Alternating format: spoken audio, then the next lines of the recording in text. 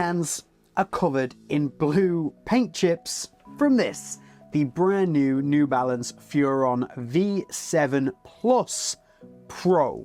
So this is a plus, which has been added to the end of the V7 due to some minor updates, which give us this brand new boot, this new generation, but it's not a full new generation. And I love how New Balance go about their minor updates.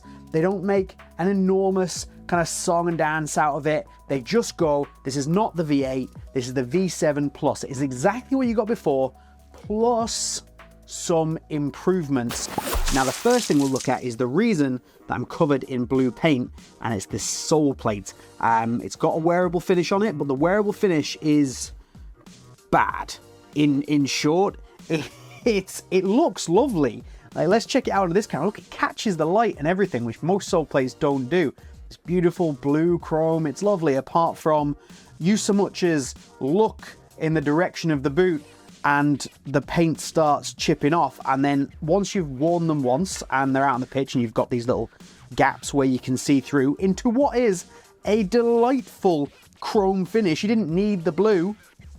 Every time you touch the Soleplate, you end up with blue crap all over your hands, little bits on the boots. If it was me, I would have just ditched the chrome Soleplate entirely, or the wearable finish, and just left it with the silver underneath.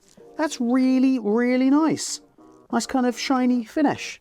Aesthetics aside, this is also probably the least interesting part of the boot if you've seen a Furon over the last few generations, because it's exactly the same Soleplate stud pattern that they have been using. However, oh, that is good, and I think it's even better now. It hasn't changed, but I think it's better because, for example, the mercurial has moved to a less aggressive, more multi-directional style of stud pattern, whereas this is stuck with that super aggressive, long, chevron-bladed stud style. And if that's what you're looking for, with a real... See the bits? Look at the...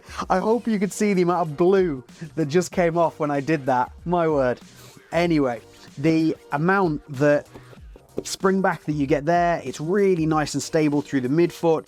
And if you want a really aggressive FG proper speed boot stud pattern, then the Furon is something you should absolutely be looking at. It's probably the most aggressive stud pattern on the market right now, and it's hard to beat. It's really, really good. Quick look at the weight. These are 162 grams in a US 8. That is unbelievably light. So again, if you're looking for a speed boot with aggressive traction and lightweight, it's almost become an old style speed boot now, like something you get 4 or 5 years ago.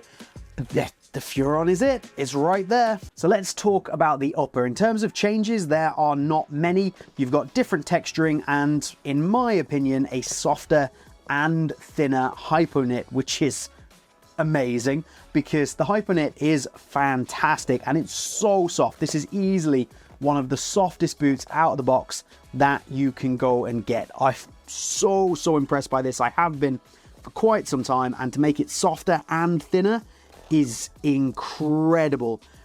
You do almost have to have it in hand to believe how soft it is out of the box, and it does even soften up and stretch a little bit as you wear them, but not too much, which potentially causes the only issue I might have, but we'll get onto that a little bit later. You still retain this off-center lacing system with what I'm going to call a shot shield, because that's just how I know them, that comes across to kind of clean up your striking surface. Now this area here also is a little bit firmer, which for sure, if you can catch a ball, maybe a volley in that area, you get a different sensation and a little bit more of like feedback, like a solid oomph off it than you do on the rest of the boot. It's just a different thing. I'm not saying it might be designed like that, you never know. Its main reason is just to pull across, clean up the striking surface, and have something for your laces to attach to.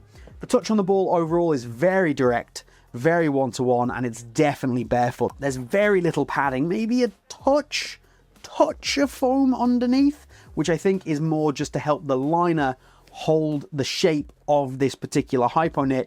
But on the whole, barefoot, one-to-one, it's exactly what you expect from a speed boot with great feedback. The texture does very little. It's probably good that it's there because the boot as a whole is a little bit on the slicker side, but not overly so. A little behind the scenes, I'll let you into a few trade secrets. I'm actually out here to record the on-feet portion of the video, but it's pouring down, it's windy as hell, and this was all going to be lovely and shot on a pitch, but it's kind of awful. So we're sat by the Wizardmobile for the final part. So let's talk about the fit. And the easy thing to do would be to say to you, go up half a size.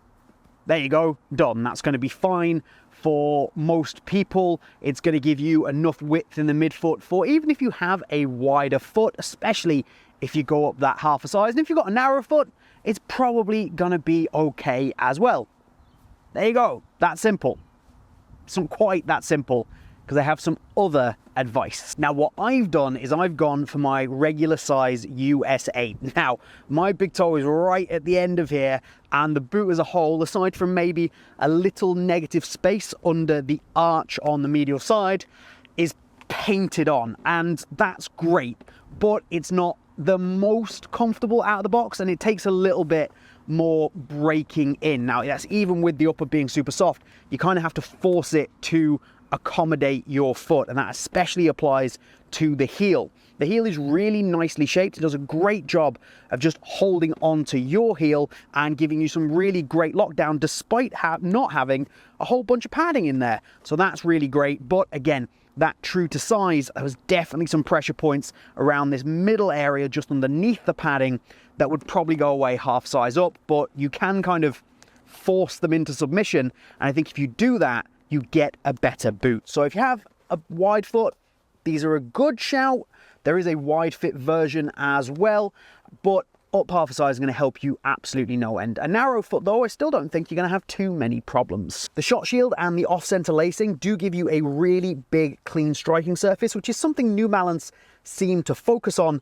However, that's not without its downside. You do kind of feel a little bit free in this forefoot area, and that especially affects the lockdown overall. Now, the lockdown is good, especially obviously because I have gone for this tighter fit, but it could be better with a deeper lacing system. And I don't think the striking surface, that whole area, would be affected too badly if they were to do that.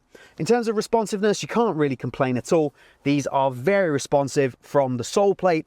Maybe because of the softness of the upper, it does kind of not always go with you immediately sometimes, but there's not really a lot to complain about lockdown or responsiveness with the new Furon. So maybe slightly controversial advice there to stick true to size when most are going to go half size up, but to take the words out of my friend Tom at Del Air Football's mouth, this is the way.